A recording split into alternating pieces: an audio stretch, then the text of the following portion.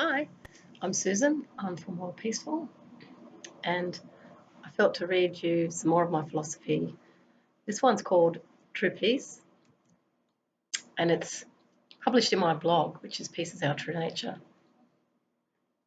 And under the name of my blog, I've got Be the Change Wish to See in the World, which is inspired by Gandhi's vision. I don't know if you're aware, but Gandhi didn't actually say those words, but that was the sentiment behind what he did in the world, was to lead by example.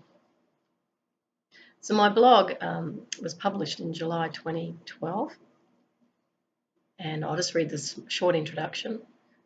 You cannot fight for peace. You can only be it. Peace in our world is in the hands of our children. And I might just add to that that inner peace is probably one of the hardest jobs you'll ever do if you make it a job in your life, if you make this a focus of your life. I've been working on peace for 18 years now. And it's not easy because we grow up with conditioned mindsets. We have very fixed beliefs. We hold on to those sets of beliefs that have been reinforced by others, perhaps by the media, perhaps by our culture, perhaps by our religion.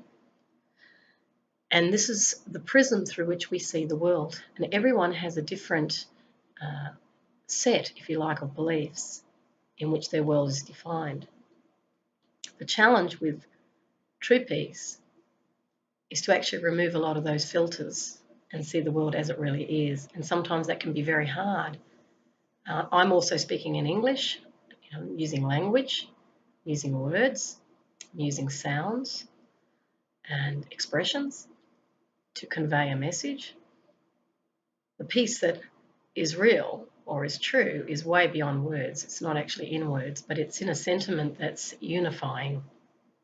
You could call it even an energy that's unifying in reality. However, I only have words to work with. I am a poet, so I can try and sing my perception of what true peace is and hope that I get somewhat close to the essence, although I never think that you can ever really get to the essence with any words, but I'll do my best. So I start my poem with True Peace is. This is just a note I wrote as I felt to say that the May Day has gone out to millions. A decade of climate change is the tip of the iceberg, for the tides have changed, the wind has shifted, as El Nino is the El Paso of the Wild West. The peace we seek is not framed in a peace treaty. It is not a negotiation. It is not a dialogue. For only one finds peace in the eye of the storm. I have met many espousing world peace.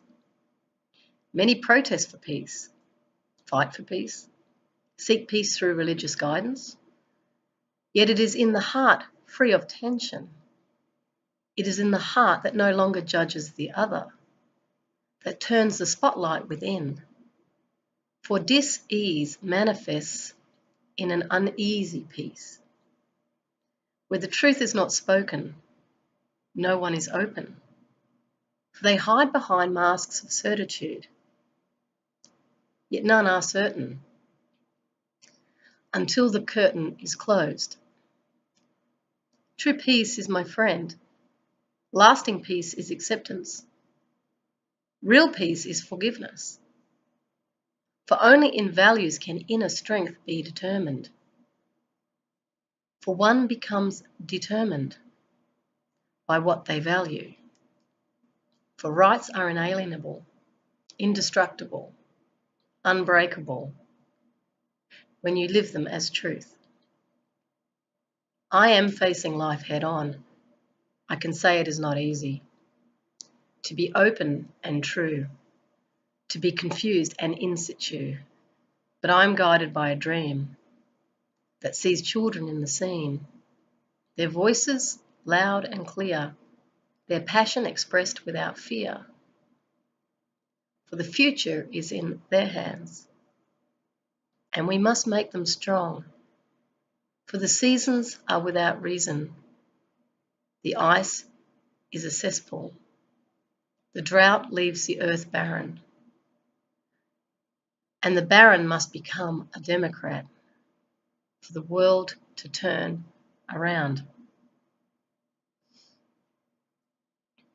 So peace I've linked very much to climate and earth changes. Peace is not a lofty notion. It's, in a sense, a shift in the way that we see the world. The natural order is actually peaceful anyway, naturally. That's why the homeostasis is always seeking balance.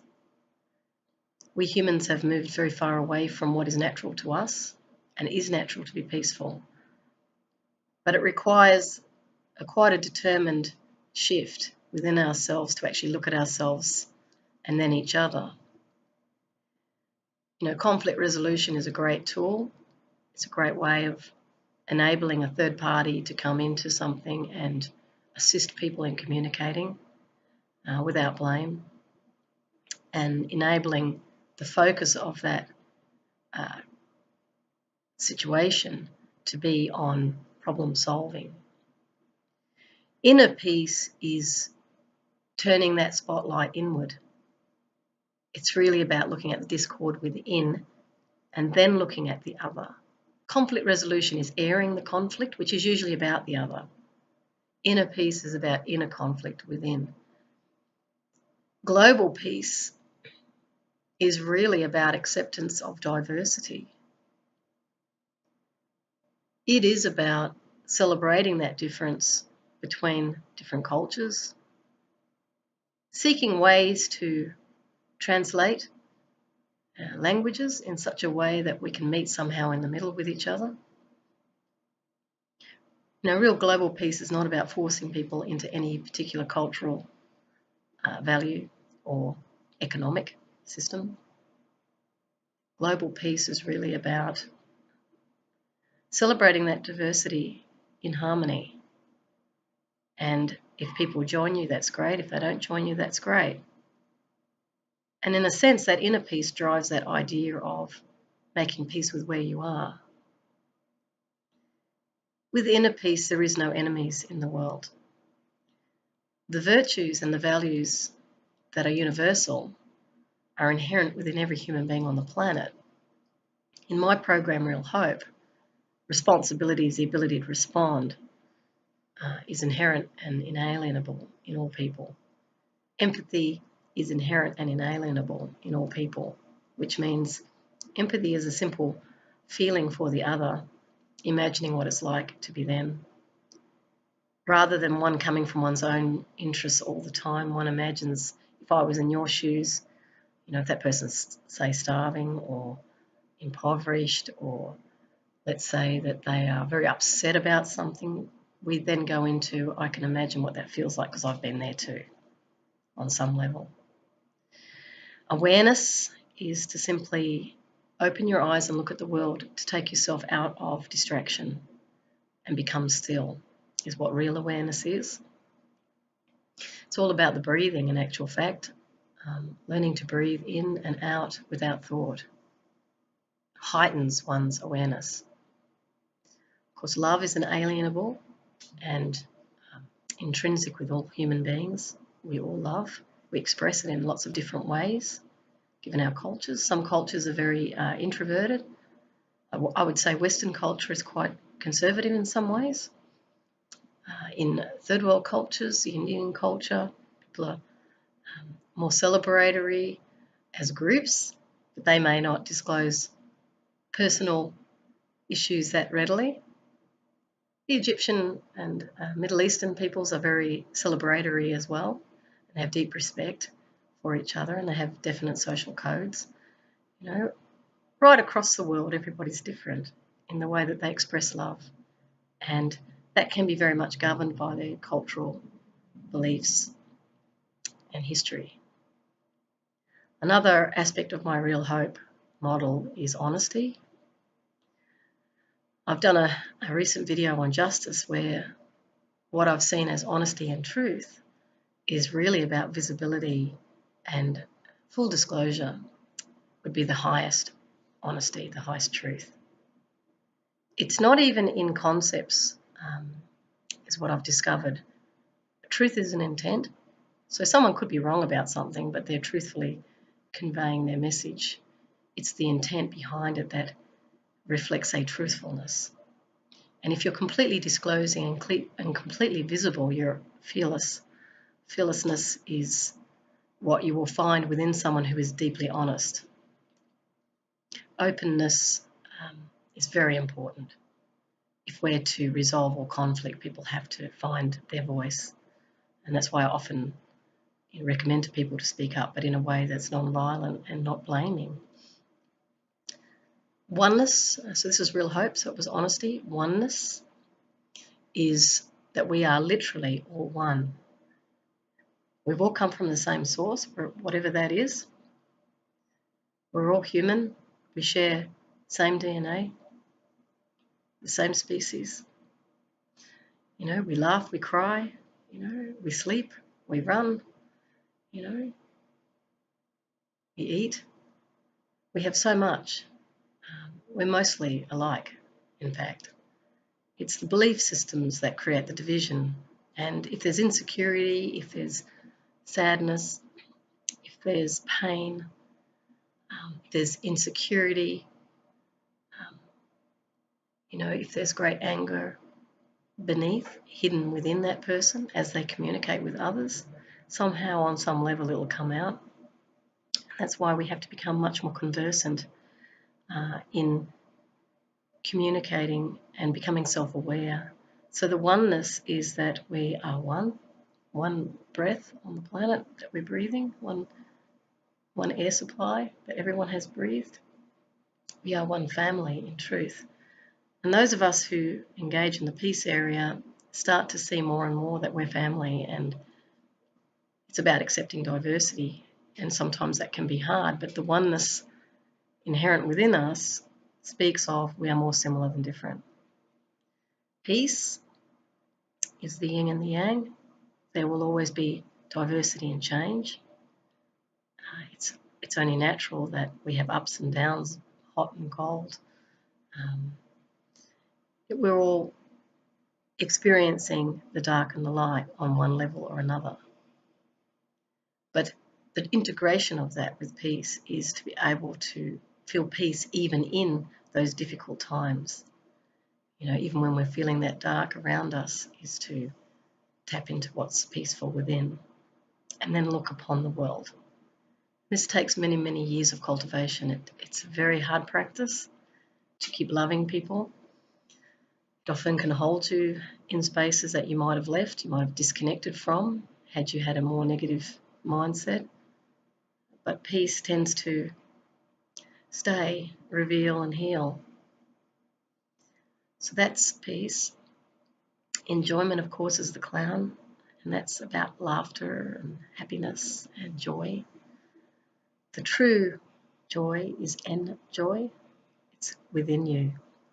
And when you really feel joy, you don't need people to stimulate that in you. You will sit silently by yourself and you will feel the joy within yourself, and then you look out upon the world and you really see the beauty of it. Our world is very much defined by how we see. My belief is that virtues are natural to humanity, and when we tap back into those virtues, I think we see the real world. And I know certainly when I was a clown, whenever I looked upon people, I saw nothing I didn't like. And I believe it was because I tapped into that virtue of love and then looked upon the world, and I believe I saw it as it really is. Some might say that's rose-coloured. It's not.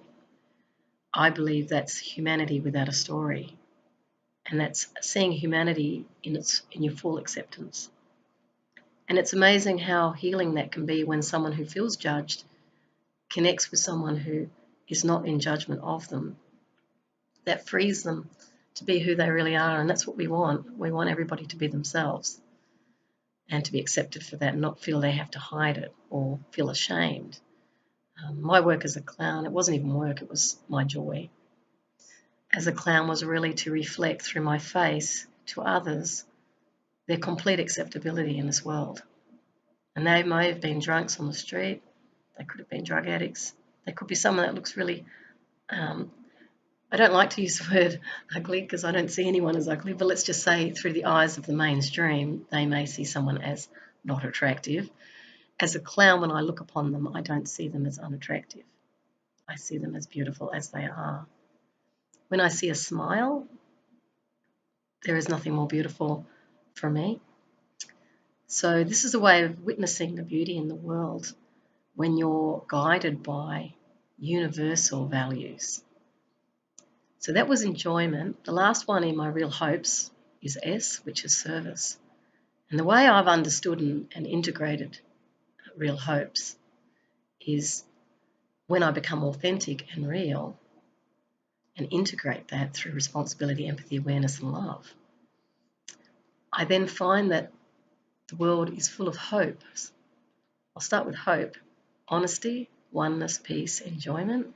The world has hope when we really live honesty, oneness, peace, and enjoyment. Now, service is the integration of all those values. And you will naturally serve. You won't just be doing good in the world. You will actually be serving the world as you would serve yourself, because they are you. You start to understand that we're all one. We're all connected. And the way I treat someone else is the way I'd want to be treated. And if everybody lived out of that type of integrated, values-based mindset, I'm absolutely certain we have peace on earth, without doubt. It is a practice, but we'd have to teach it in the schools. I've actually written the Real Hope program as a peace, nonviolence and anti-bullying program. And you can look at it at my website, www.worldpeacefull.com. We have to start with children, which is what I led with in respect of my blog. The future is in the hands of children. And even if we adults, clumsily are trying to do the best we can, even making the mistakes we make, perhaps we can look at investing in peace education for children and give them the opportunity to have a beautiful life. And then maybe when we see these conflicts all over the world or starvation happening, we will see those people as ourselves. And that's how you bring the global family together as one. Your pain is my pain is your pain. When you see me struggling or suffering, you'll come over to help me. When I see you struggling or suffering, I'll come over to help you.